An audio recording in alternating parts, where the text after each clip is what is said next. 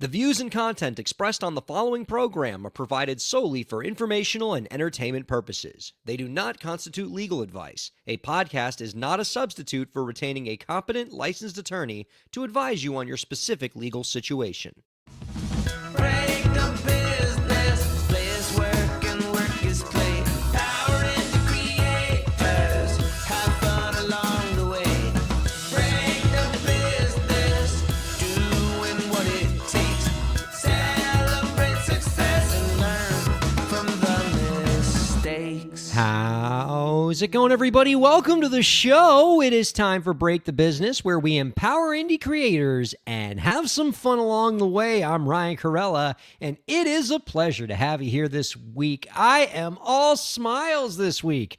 Viewers and listeners, ear to ear, could not be grinning any wider than I am right now, because it is a good sports time in my neck of the woods. You are getting full-on insufferable sports fan Ryan this week, because my Florida Panthers, love them, just won their second straight Stanley Cup final, defeating yet again the Edmonton Oilers, and South Florida could not be happier about it. Look, I would not call the South Florida sports fan base the most devoted fan base, the most loyal fan base. Our love is by definition a conditional one, but man, when you win, we love a winner, baby. A whole bunch of people who 6 weeks ago did not know how the offsides rule worked and couldn't name two Florida Panthers suddenly are all hockey experts, and we are loving the fact that the center of the hockey universe is deep in the Everglades in Broward County here in South Florida, and we absolutely love it. And I don't want to celebrate this alone, so let's bring in. She doesn't live in South Florida anymore, but we know she still has it in her heart, and I know she's happy. Our co-host, Elisa Rockdock, is here. Hi, Elisa. Hello. I have it in my heart, and I have it in my cup. I had to bring out the fine glassware to celebrate our Florida Panthers. Go Cats, go rah-rah. There's a beautiful Flanagan's Yes. Seafood Bar and Grill green cup in your hand. If you know, you know. Shouts to Big Daddy. How excited are you for this? This must have been pretty fun in your place. I have been a hockey fan for the last 24 months. But mostly because Evan, who used to play hockey in his youth, kind of rediscovered a love for hockey. And then as he was rediscovering that, I absolutely fell in love with the sport too. And it just so happens that living in Dallas and being Florida Panthers fans, we happen to have two very good teams to watch. And now we get to watch the best team, they're the Panthers. I'm so excited. Please give Brad Marchand the keys to the Rainforest Cafe at Sawgrass Mills Mall. I love that team so much. I love that coach. Paul Maurice is amazing. He's a lovely, lovely man. I love. So cool. I just want him. I think of how successful I could be in my career if I just had Paul Maurice to give me pep talks every morning where he swears a lot. I would run through a brick wall for that man, legit. And I'm not even on the team. I don't even live here. So I'm so happy for them. It feels like everything that comes out about the team and how they kind of stay together and all the decisions that they've made, things like letting people that didn't win last year get the cup and get to hold it for the first time, the folks that hadn't been there before. Yeah. The idea that Paul Maurice let certain people be on the ice on the very last shift before the cup was officially won so that they can be the people on the ice throwing their gloves off and celebrating, even though maybe they didn't have the best series or something. It's like all of the things that you want out of a hero team, but also they fight a lot and they're kind of scumbags and they're kind of underdogs and they're playing hockey in the swamp and it's not supposed to work. And I love it. I love every second of it. Every piece of it is glorious. To help us celebrate this, yes. Elisa, I have two completely insane facts about this Stanley Cup win that are both absolutely true and just underscore how hilarious all of this is. And I want you to tell me which one is your favorite. Ooh. So the first absolute, and I got both of these from Blue Sky, so they are verified facts, double checked by our fact checking department. For the first completely true, hilarious fact, do you know what the Grey Cup is? The Grey Cup? Yeah, the Grey Cup. No. The Grey Cup is the trophy that is given to the team that wins the Canadian Football League every year. Oh. So, important piece of background. That's not the fact, but you need to know that fact to then realize this fact that I'm about to say, which is an American team has more recently won the Grey Cup than a Canadian team has won the Stanley Cup. Oh. Now, it should be noted that an American team has not competed in the Canadian Football League since 1995. Oh. So that's the first hilarious, insane fact. Absolutely true. Second one, I think you might appreciate this as a more local person. In the past 365 days, the Florida Panthers have won as many Stanley Cups as the Florida State Seminoles have won football games.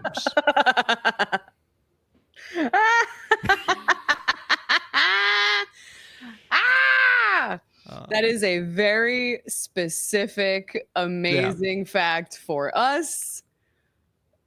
Even the folks that did not go to UM but were there by proxy. Went to FIU because they got the full ride, but still wanted to go to UM. That is an excellent, beautiful fact. Yes. I'm so excited to celebrate this. I love everything about what this series was. I think that Taylor Swift is a Panthers fan. Can we call her one? She wore the Panthers red lipstick when she went to the game with Travis. Yeah. They lost that game, but it's all right. It's fine. It's fine. I think people put it more on a dolphin player banging the drum than Taylor always Swift a mistake being there. Yeah, never have a dolphin near the facility just in case. Yeah, always a mistake. Like I believe if I'm doing the math in my head, in this century, the Heat have won 3 championships. The Panthers have won 2 championships. The Marlins have won 2 championships in their sport. Wow. And Miami Dolphins, big goose egg in terms of championships. Yeah. I think they've won like 1 playoff game in this whole. They won a playoff game? Yeah, it was a while ago. I don't know if I even could legally drive yet. But anyway, I digress. I'm excited about the Panthers win. I'm also excited for our guest this week. We're going to be joined by musician Jeff Michaels, another one who's been doing it for a long time here. Much as our sports teams have been winning a lot lately as well. He's done a lot on the sync side, which is very, very cool. Him and Jeff Michaels' band. He's got a new album coming out later this year. He's got a single out now. Excited to talk with him. As I'm prepping for the Jeff Michaels interview, Elisa, I was wondering if you could help me shape one of the questions a little bit. This is like a real question I have because I don't know what this is. I've read in the course of my Jeff Michaels research that he's apparently an expert in a psychological concept known as the law of attraction. Now, obviously, I know what the law of attraction means, being the expert on psychology that I am. But producer Lauren, she wanted me to ask. Oh, I see. If because I know, but for producer Lauren, I figured you might have a better idea of how to explain this concept. Yeah. So that for everybody other than me, because obviously I know what this concept is that's very popular and ubiquitous. What is the law of attraction so that I can ask him about this in the next segment? So I feel like, it might be kind of similar with maybe some differences. Some people have seen it as popularized by a book known as The Secret, maybe back in the day. Some people nowadays, actually, I think the buzzword that has caught on more is manifesting, and manifesting things. But the idea is, and I think a lot of it is also can kind of tie in with some of the work that I've also done with The Artist's Way by Julia Cameron, which I highly recommend artists pick up. The idea that the universe and the source of your creativity is not a limited resource. It is something that if you open yourself up to it, and if you believe in yourself and you put yourself in the positions to say that these are the things that are aligned for me, and these are the things that will come to me, and you put yourself in a position to be ready for that abundance to appear in your life, it will show up. Now, of course, I, as one of the witchier, woo-wooier people that you might have on your show, I like to do my own kind of manifesting with like a little extra zhuzh. I would call it witchcraft. I would call it spells. But for a lot of folks, it's really kind of almost like even acting as if you already got it. Not kind of staying stuck in the yearning, because yearning might come from a place of scarcity, and maybe you feeling that you don't have it, or you're not in a position to get this thing yet. But if you place yourself in a kind of position mentally, physically, spiritually, where you accept that these things are for you and are welcome in your life, and you put yourself in a position to accept those blessings, they will come to you as if they were attracted to you. Now, that is me using my kind of doctoral power of BS, but I like to think that I'm pretty close. I mean, that sounds like a pretty good mindset for indie creators to adopt. And, you know, I guess I've heard of like the abundance mindset before. I see some intersections there. But love to see how Jeff Michaels practices that in his day-to-day for his career. That's all going to be very, very exciting. Going to talk to him about that in the next segment. Before we bring him in, though, I do want to get a career update from you, which we're going to do later in this segment. But and if we have time, maybe we can get a listener question. We'll see how things go. But I wanted to talk to you a little bit about a topic that we didn't get into as much as I would have wanted to last week. But I think it is fortuitous because it allows us to delve into it with you more this week, which is the topic of creator mental health and musician mental health specifically, as that's been a hot topic in the trade publications as of late.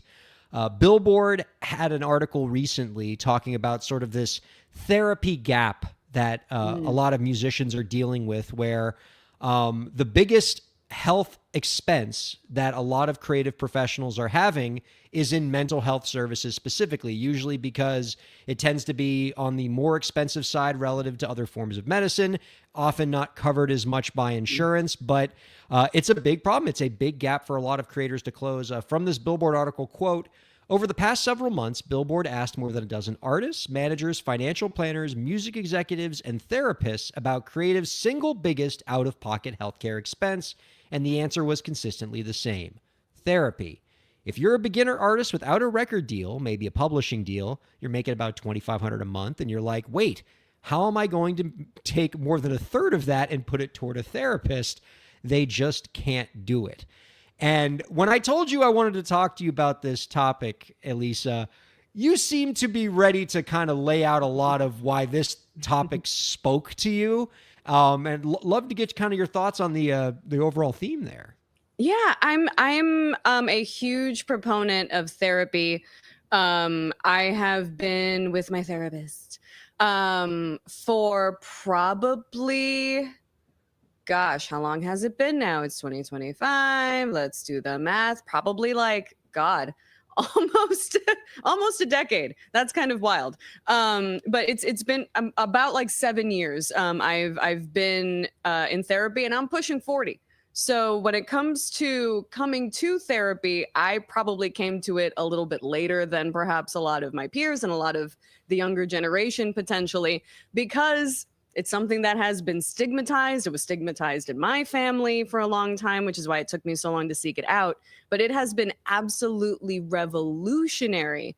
And I think that especially artists, I mean, everybody, I'm like, everybody find somebody to talk to at the very least and parse your thoughts. But it has been absolutely instrumental to me as an artist, especially navigating things like not just professional shifts Things like dealing with rejection. As an actor, you got to do a lot of it. Dealing with your relationship to social media and the public, which is another huge thing that you have to navigate. Not just things in your career, but also the way that your personal life and your personal mental health can impact the way that you end up creating. It's all a holistic part of who you are as an artist. And when it comes to a musician, your mental health is as important as your physical health. If you're a singer, your voice is your instrument, but for every other musician also, like your mind is such an important thing to upkeep just as much as your instrument and your craft. So I'm a firm believer in therapy being an important part of an artist's health journey. It's kind of wild that like including mental health, but also even things like vision and dental, like why is that not part of physical health and like all Right. insured and all included? Thank you. That was my little soapbox, but it is so major, I think, just for general population, but I feel like for artists especially, when you put yourself in a vulnerable state where you are creating art, you're releasing it to the public, you're dealing with things every step of the way, whether it's the reaction from folks you've never even heard of commenting on your stuff, to even people within your inner circle that, you know, maybe you come up with an idea and they kind of say something that kind of pops your balloon a little bit and it kind of deflates you a little bit. Every single piece of the musical journey, I feel like would benefit from having just a sounding board of somebody to talk to. And I think as it's become a lot less stigmatized and more people are seeking it out, and it's even more important, I think that getting a quality mental health professional is even more important. And it's a shame that it's not necessarily being factored in as much as it should be for a lot of these artists. Artists having trouble making ends meet when it comes to getting this very important kind of care, I think is particularly problematic when you think about how vulnerable artists as a population are to having mental health maladies, right? You're talking about folks, as you noted, who have an unreasonably stressful career, who face a great deal of rejection, who have to deal with just like the worst of the worst online. And then you really do it on hard mode if you are a female performer, because like you get a lot more of like that nastiness.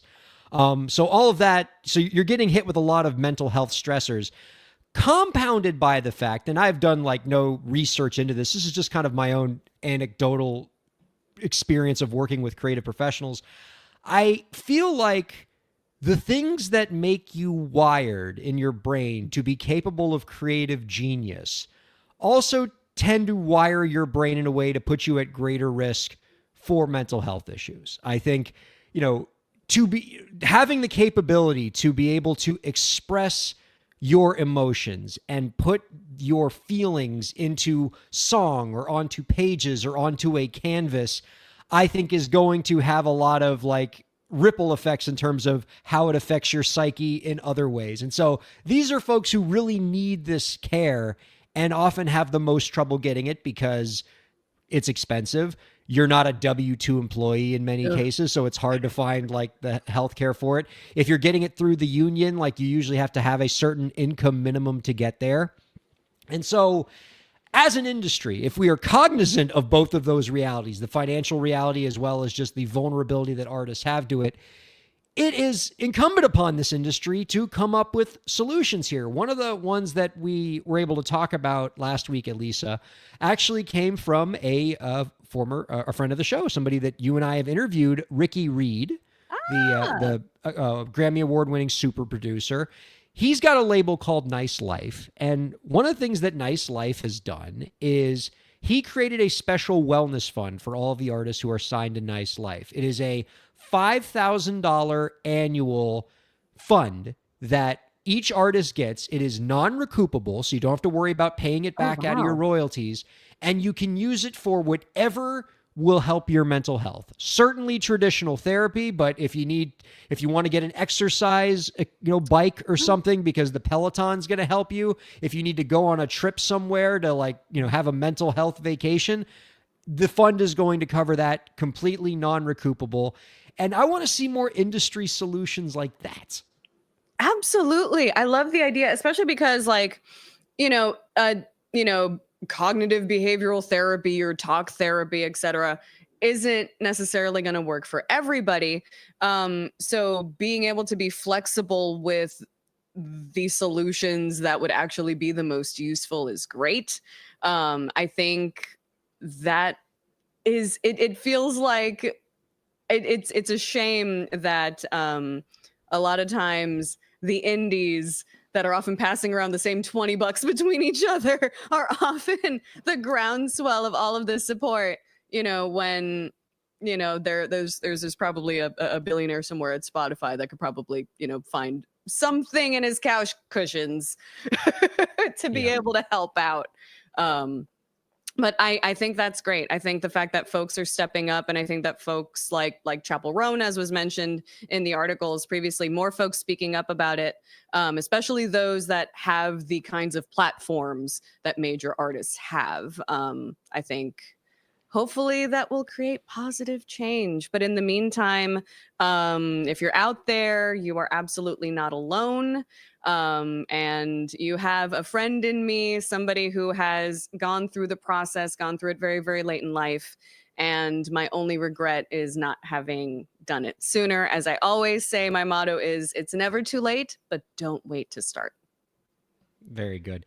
We're going to do the Elisa Rock career update. I just want to quickly squeeze in this listener question before we do, because I thought it's a pretty good one. Yeah. Listener writes in, Ryan, I hired a producer last year to help me make a track. I paid them for the work, but we never signed a contract. Now, one of the songs is taking off, and I am afraid that they might say that they own part of it. Oh. Do they have a claim? I thought paying them meant I owned everything. Ooh. Boy, tale as old as time with this one. First, let me just do the same disclaimer that we have at the beginning of the show. Not legal advice. Your situation's unique. Go talk to your own lawyer. But this one's coming up a lot, especially now that with the internet and all these collaborative tools that we have, collaboration between artists and producers is happening more fluidly, more regularly, more seamlessly than ever. Mm-hmm. And so it can be so easy to just let that creation happen between artist and producer and not paper it. And that can really come at your own peril, because one of the questions that will get figured out when you sign an agreement with that producer is, who owns this thing that you just created? You might think as the recording artist, well, of course I own it. It's got my name on the front of the track, and, I wrote the song for it, and of course I own it. And why wouldn't the producer have just as much of a claim? They're the ones that were, working in the DAW. Maybe they did some of the mixing and mastering. They might have contributed a lot to the instrumentation. They could certainly make an equally compelling argument that they at least co-own the work. And so to figure that out, you always want to have that producer agreement signed before the project starts, by the way, that says who owns the thing that you just made. And that who owns the thing document, I always say it has to have 3 things in it if you're the artist and you want to make it clear that you own the work. Thing number 1, this is a work made for hire. Producer is making this work for me and I own it. Thing number 2, if for whatever reason the law says that this is not a work made for hire, producer agrees to transfer all right, title, and interest to the artist. Thing number 3, producer explicitly disclaims any ownership and authorship of the work. You get that little 3-legged stool together, you should be protected. If you don't have the 3-legged stool, if you're in your current situation where this work has been made and it's about to break and you want to get some clarity, as Elisa just mentioned earlier with going to therapy, take care of it now, right? Have the conversation with the producer now and get that clarified now, and, get something written down that says who owns this thing. For legal reasons that are beyond the scope of this discussion, you've already missed your work made for hire window. You can't say it's a work made for hire anymore because you already made the work, but you can at least transfer the rights in the work to the artist with a signed writing. Do it now before the song pops off and the money shows up, because once the money shows up, suddenly everybody's memory gets a little fuzzy. Suddenly everybody has a different memory about what the two sides intended and who owns what. So take care of it as soon as you can, and certainly before the song pops off. But oh man, what a rough situation for that person. Oh, that sucks. But let it be a lesson. But and thanks for letting me know, because my question was going to be like, oh boy, is there something that you can do about it after the fact, a la post-nuptial agreement instead of a pre-nuptial agreement? Is that a possibility? But at least it's not completely unsalvageable yet. Yeah, I mean, allegedly, you're better off doing it before, because you can't say something's a work made for hire unless you do it before, and you can't say something's a work made for hire unless it's in writing. You can't have an oral work made for hire in a situation like this. So it has to be in writing under the law. Before we go to break, I do want to, especially because it's been 2 months since you've been on the show, I got to know what you've been up to, Rock Doc. Can we get an Elisa career update? Absolutely. So since I've been gone, I can breathe for the first time. Thank you. I've been operating on all sorts of different facets of this multifaceted prism that is my life. I have gotten a couple of VO gigs. So if you are in the Seattle, Chicago, or Greater Bay Area, and you hear somebody familiar talking about a local daycare franchise, that's probably me. As well as if you are somewhere in the Carolinas and you're hearing a lot of buzz about a regional wireless provider in the Carolinas, clink, clink, you might also be hearing my voice there too. So a couple of really nice VO gigs commercial wise.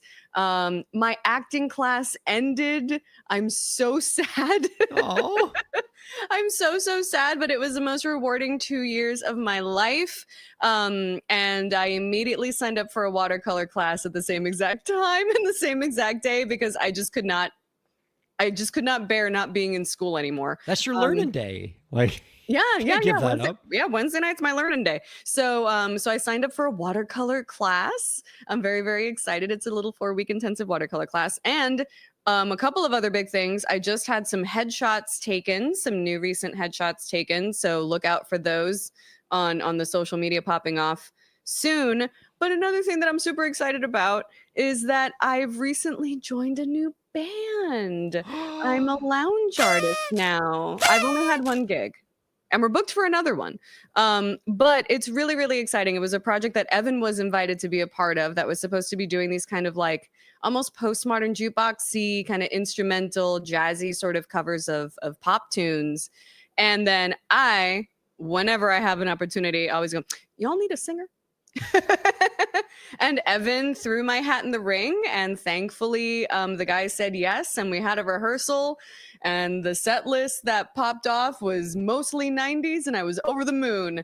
And we basically have what amounts to a residency at this kind of speakeasy in a ballpark, which is a very interesting venue, when you can kind of just look out of your green room and you see something that's just set up like a soccer pitch. It's kind of wild. But it's really, really cool to be on a stage singing with Evan again, and to be able to do it on a regular basis and to be able to exercise these pipes. I could not be more over the moon for the opportunity. I will say, though, that it is possible that the residency might move to Thursdays. But we can burn that bridge when we get to it. oh no. Heartbreaking. But, a good problem for you to have, but good problem to we'll have. all be real sad about it. But I don't know. I have a gig next Friday, so we'll see if it actually ends up moving to Thursdays. But yeah, it's one of those things where like you got to stay ready so you don't have to get ready, because I was not expecting to have a gig on Saturday until I did. And then I had to shed an hour and a half's worth of 90s tunes that I haven't picked up. It was like blowing the dust off an old book, having to dust off my lyric book. But it's a whole cavalcade of things. I have an audition for a commercial on camera to do after this. Have tunes to learn for next week. I have watercolor supplies to buy for art class. And all the while, I am absolutely kind of enjoying this wild artist journey that's been happening this summer. Oh, and by the way, if you happen to be in the Indianapolis area in late July, early August, and you're a fan of tabletop games and you're going to Gen Con, the best 4 days in tabletop gaming, in fact, gaming in general, I will be back again as host. So hosting sponsor streams, basically showing off new tabletop games. So all you nerds, be on the lookout for more info on that. I'm very excited to be back and working with our good friend JC and bringing the best 4 days in tabletop gaming to your home via Twitch and YouTube. So excited to be on the hosting game, on the singing game, on the acting game. I am running on all cylinders, and not just because my AC finally got fixed after 3 weeks. I love the way that this is coming together for you. You know, that it's because you have so many different ways that you like to make art. And, you like to do VO, but you also like to act, and you like to sing, and you like to write songs, you like to host, and you have set things up for yourself in a way where you get to do all of those things. You don't have to choose. You're not getting pigeonholed, and it's keeping you busy, which is the best state to be in as a performer. This is really cool to see, Rock Doc. We're all very inspired by this. Having a great time. Absolutely. Well, let's keep the great time going. We're going to take ourselves a little break and be joined by Jeff Michaels in the second segment. So don't go anywhere. Keep checking out Break the Business. Break the Business is presented in cooperation with Ryan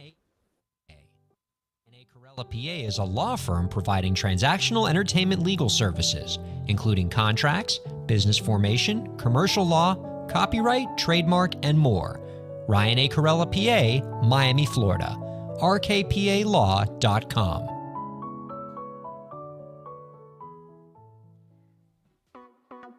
Streaming services for Break the Business provided by LEK Entertainment. LEK Entertainment is a full-service entertainment company offering everything from consultations to full-scale events and productions, including audio and video productions, voiceovers, staged theatrical productions, script and music development, and streaming services. For more information, visit lekentertainment.com. LEK Entertainment wants to help you bring your story to life.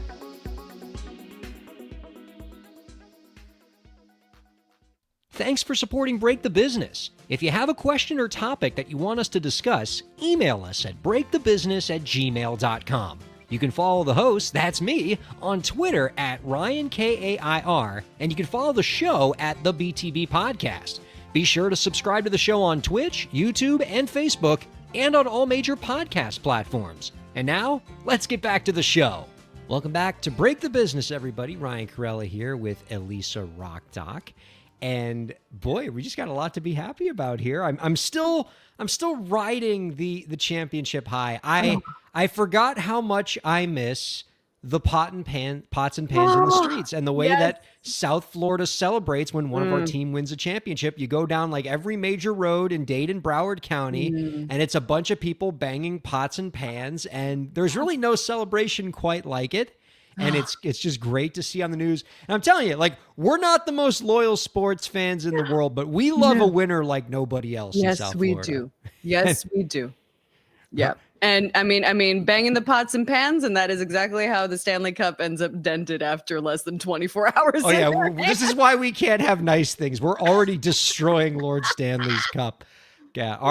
Our love is definitely conditional, but we will love bomb you when you win a championship. We'll make it worth your while. But Miami win. You have a 500 season. We'll empty that arena after that. Let's see.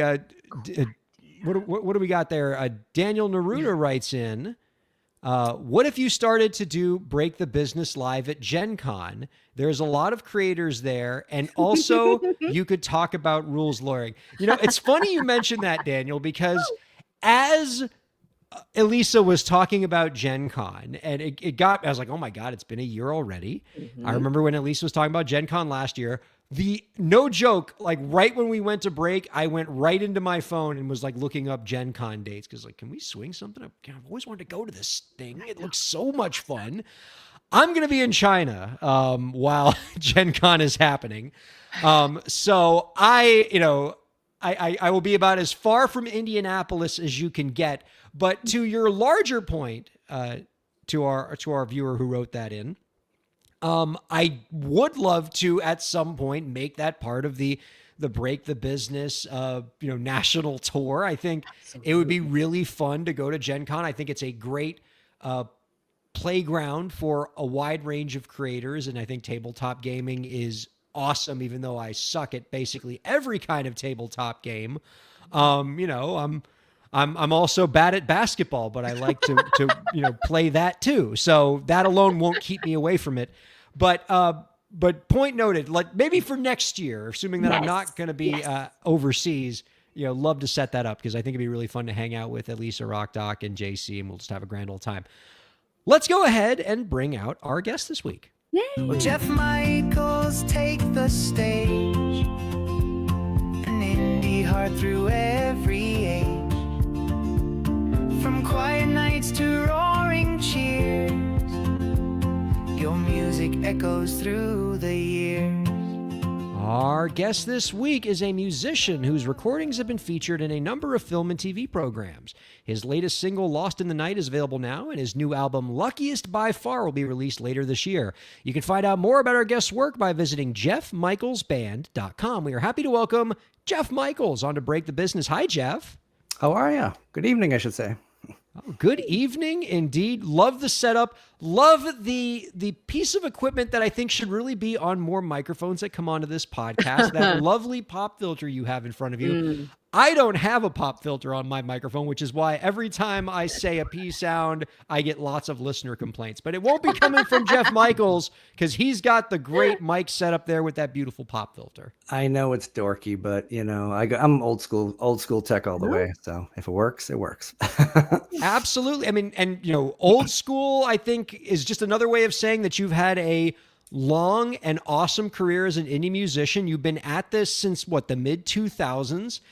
You've been doing this even before Break the Business was like trumpeting the cause of indie artists. So let me kind of give you an opportunity to give us sort of a career perspective on this.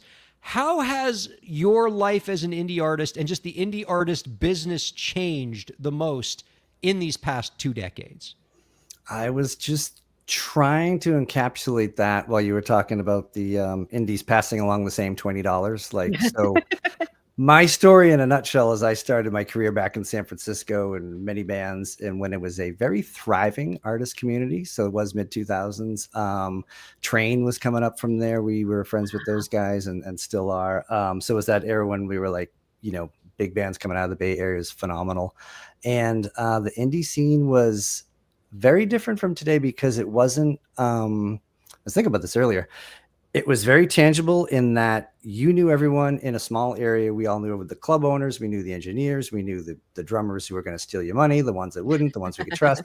And today I feel like the industry, at least from my perspective, have very much shifted to this global arena where you can have a fan in, some foreign country that is streaming your music, and the focus was so much on that versus that small, and that small thing, it still does exist. I know in many pockets of the world, but I feel like in the major cities, New York and all the time, I live in Boston right now.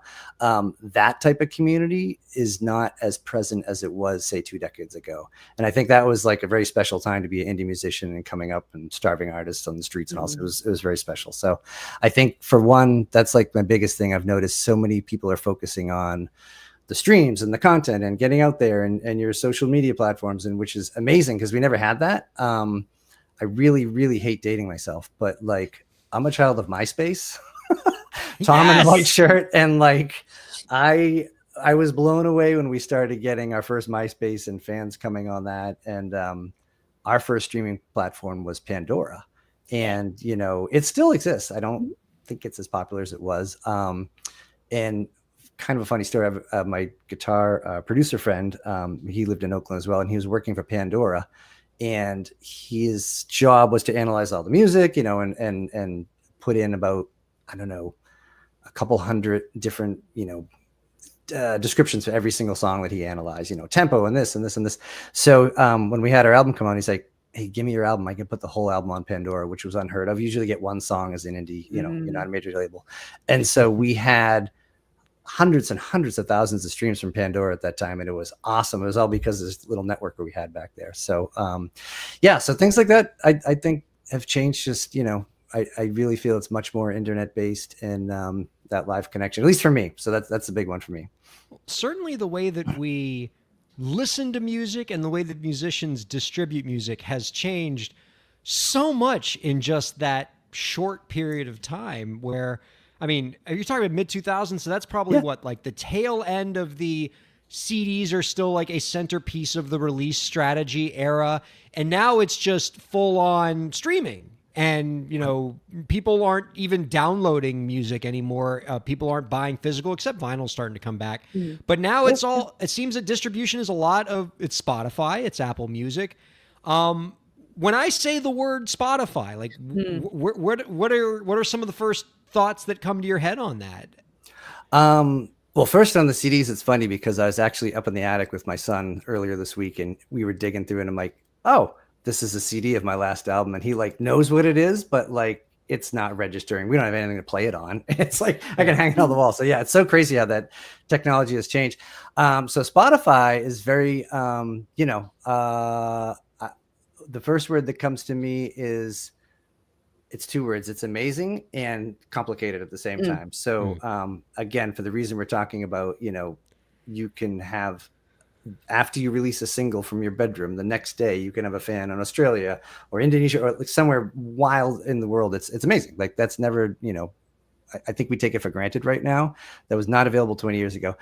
We were actually at performing at a festival just outside of South by Southwest when Spotify was, I believe it was the year they were founded, or looking for their VC. I can't remember the exact, but we met like the creators there, and we were just hanging out and drinking a beer with them. And it was like, they were kind of telling us, pitching this idea, and everyone's like, kind of cool. We picked up the swag and left. I'm like, I don't know, it's not gonna become anything. And now here we are, you know, 10, 15 years later, it's the number one. It's where everything exists in music right now. So it's mind blowing. And I've done a lot of YouTube videos, watching just like the process and seeing even how it's changed, you know, day by day, week by week. Like everybody's got a strategy and stuff. And even in the past like year or two, like if you watch the 2003 how to get your, it's not going to work. It's like everything's changing, and playlisting and all this stuff. And the infrastructure they built is like so incredible. At the same time, it's so huge. As an indie, you're just like kind of throwing a pebble in an ocean, like trying to get something that's going to carry that pebble to something bigger. So you hit the right, you know, algorithm, you hit the right strategy, and you got the right funding behind you, you can pull off anything you want as an indie. It's amazing. If you're trying it just for, you know, a very limited budget, and you're just kind of wasting $50, $100 on a thing, you're not going to get much out of it. It's just like, it's so complicated, I think, in that respect. So, but yeah, again, that's something it's the only game in town, you know. You have to, yeah. Elisa, if I gave you a CD right now, is there something in your residence that could play it? I think our Xboxes might still have disc players. Because I was about to say, because my Xbox doesn't even play discs anymore. Yeah, I think we still have something that could play disc games, and I think it might play actual compact discs, but we haven't tried that in a minute. Is this how you know I'm the producer? Because like I've got them sitting on my desk, behind my desk. I've got real ones, DVD ones. Oh yeah. I could sooner play a vinyl record in my house before I could play a CD. Like, because I know I have a record player. It's in the garage, but I could get it out and play something before I could find something in my house that could play a CD.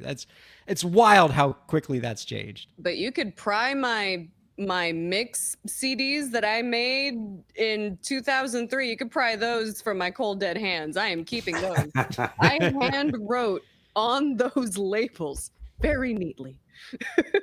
It's very purposeful. But when it comes to music distribution, it's interesting how things have changed music distribution wise. But you talk about kind of like coming up with the bars and getting to, know the sound engineers and like actually playing out.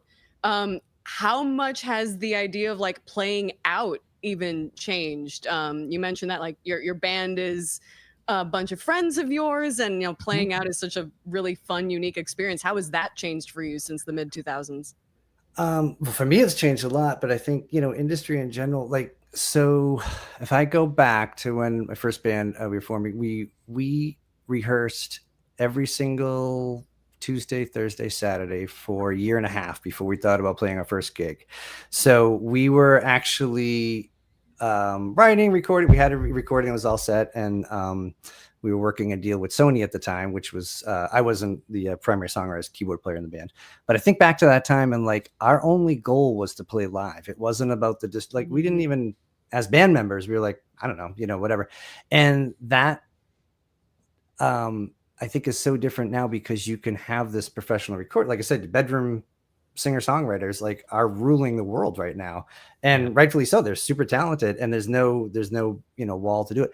But yeah, 15, 20 years ago, the whole idea was like getting a band that's going to stick together, play the shows, get your show, and then you'll have a demo. You wouldn't have a full recording because they were so freaking expensive to make at the time. And then you shop your demo or your 3-song demo, and if you're lucky enough, someone will fund you, and then go on from there. But I don't know if that goal of like, oh, we are only working as a band to play live is really like the thing anymore, because again, I really feel like success is so much measured by your streams, your social media, your online presence, and then, whatever you're doing on Spotify. It's like, it's just that tangible thing all the time. So I kind of miss that, but, I'm sure again, it exists. People still want to play live all the time, be as good as you can. But like, I don't know if bands would necessarily say, we're not even going to do a gig for a year and a half until we know we're just going to crush it. Like, I don't know if that's that kind of level of like, because again, it's instant. Like I could write a song tonight, and with a little engineering, it's out there tomorrow. And it's like, that's amazing. So yeah, I think that's totally changed. It's wild, just the trade-offs that we've had in the music industry in terms of making music between 20 years ago and now. We talked a few weeks ago on the show about an article that Bobby Owsinski wrote in the Music 3.0 blog, sort of lamenting the death of the garage band. It's like, you can't walk through neighborhoods anymore and just hear a group of teenagers playing in their garage and, hoping to play at like some high school party at the end of the week. Like that's gone. And like, while that's sad for those of us of a certain age to lose that, in its place, what we have is a world where anybody in their bedroom can make a really, really excellent album. We've had Grammy winners who've made albums in their apartment. That's unheard of 20 years ago when you started. So, I mean, it's on one hand, it's like, oh, well, we've lost something, but maybe it's just a trade-off. Yeah, I think honestly, good and bad both. Like I was part of the garage bands. I still remember them all very fondly. Playing in San Diego, just the garage open. But the cool part was, that was your community. People would just come down this, like you said, come down the street, hang out, have a beer, listen to what you're doing. Instant feedback right there. Today, the instant feedback is just different. You put your song up, and if it doesn't do well streaming, you take it down. It's like, it's just a different thing. So that is the trade-off. Yeah. Wow. Yeah, the feedback is really mean people on Reddit. Yeah, controlling all. Yeah, exactly. Yeah, versus the guy who just leaves the driveway because he's bored by your band. Yeah, I do miss that. Like, I think even I go out and see a lot of live music, but I think I see a lot of bands that didn't do that time in the garage, and that they're good, but we always used to say like, okay, what do you have after 3 songs? What do you have after 15 minutes? What's your 20-minute mark? Are you still holding my attention? And I'm even, people have paid money to see. I'm like, the old guys doing it. The pros have been, of course. And that's why they're, doing what they're doing and touring. But I go see a lot of shows. I'm like, well, they got something, but they didn't spend that time ahead of time. So I think I'm a little sad that part of the industry has kind of changed. Yeah. Shifting gears a little bit here, Jeff. Sure. At the beginning of the show, we were talking about how we read about you, that you are a proponent of this psychological concept known as the law of attraction. Mhm. And, Elisa I did a thankfully very gave bad us job of no, I thought it was a great explanation of something that I playing with just, five that, different things, that, but well, I'll confess, I didn't know what that was until like I read that you were a proponent of it. And Elisa, I thought, did a better job than she will admit of explaining it.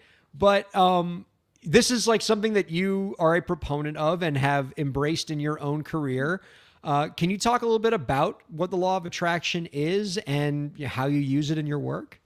Yeah, I mean, it's basically, your thoughts create your reality, and what you're thinking about and where your energy flows, that's where, or where your attention goes, that's where energy flows. Mhm. And I started getting into this really because I am a hugely creative person. And like, I was this, indie artist for still am, but Mhm. many, many years.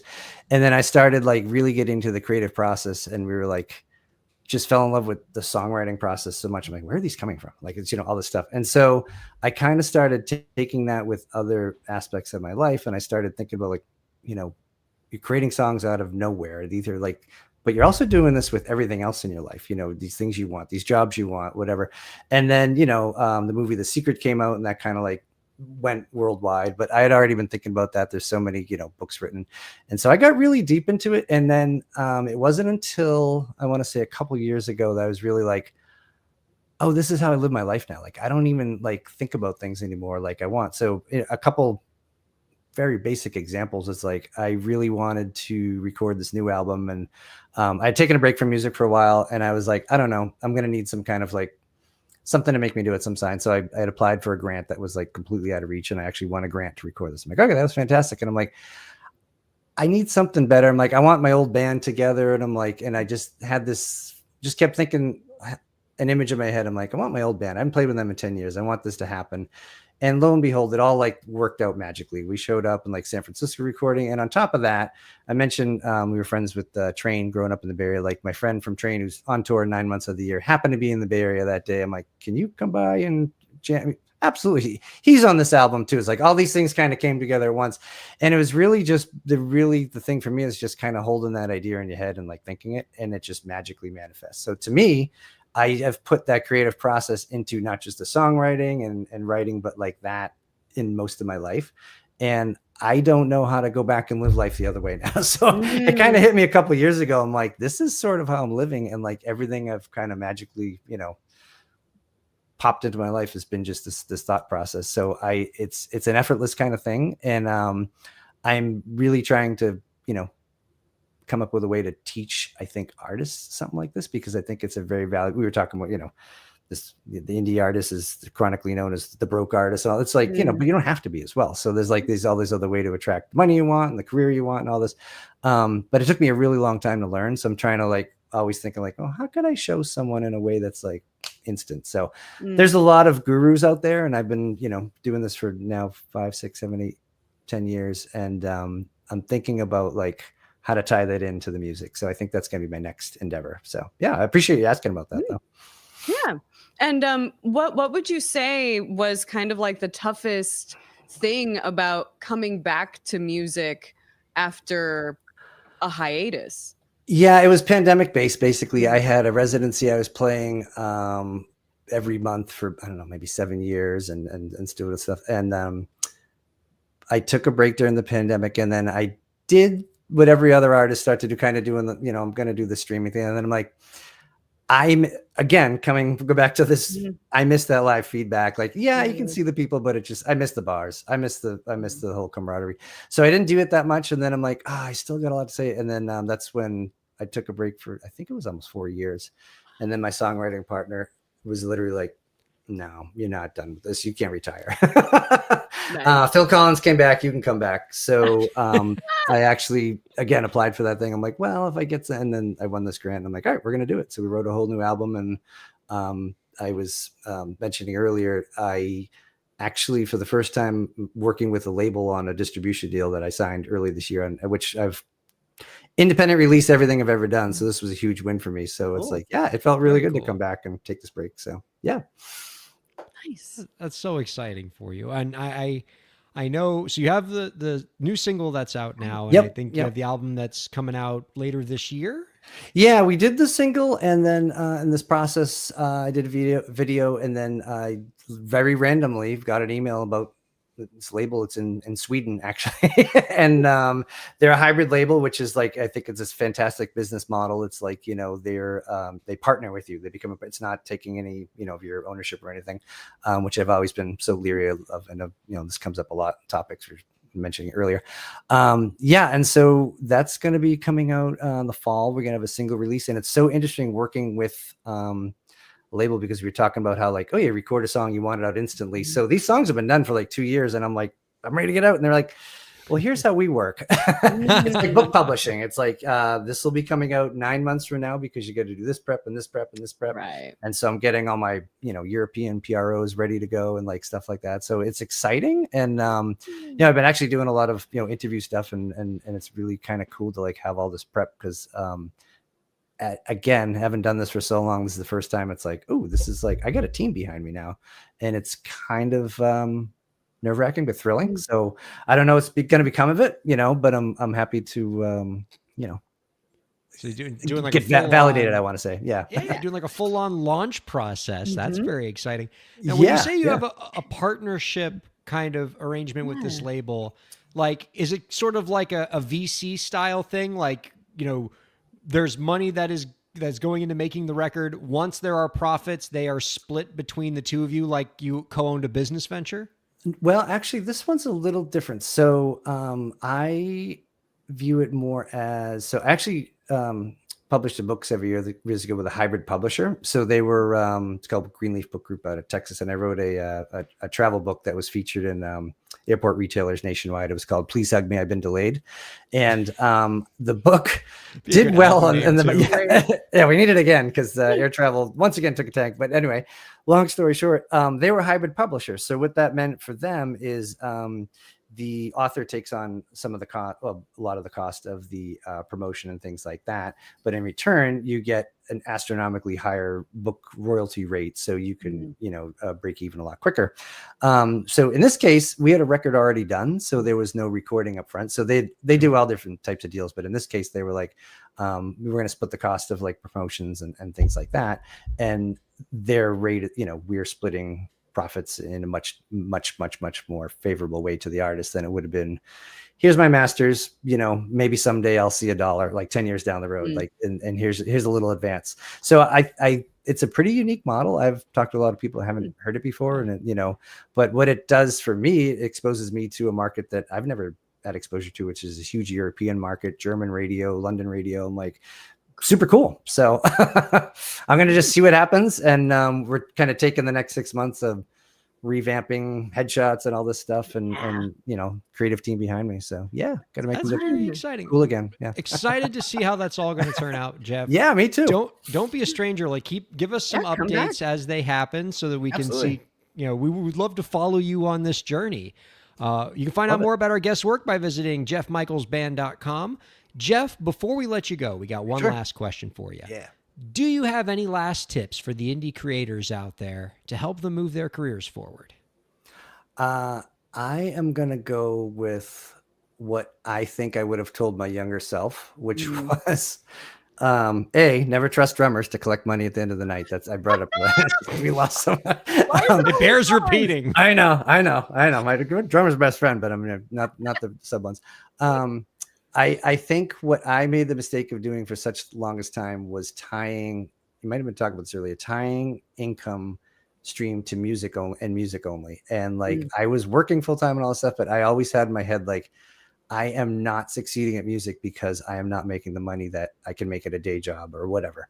And for me, that mindset took 18 years to shift or whatever, because now I actually feel like a successful musician. I'm like, and it's not about the money that comes in. I get the royalty checks. Sometimes they're great, sometimes they're pennies on the dollar. But to me, I was always tied to that. I'm like, and then I was listening to I think it was Ben Folds on one of his concerts or interviews, and he was talking about music a long time ago. The Kings and royalty, they would just fund everybody. Like, it was, they were, that's the word, patronage. Sorry, it's getting late.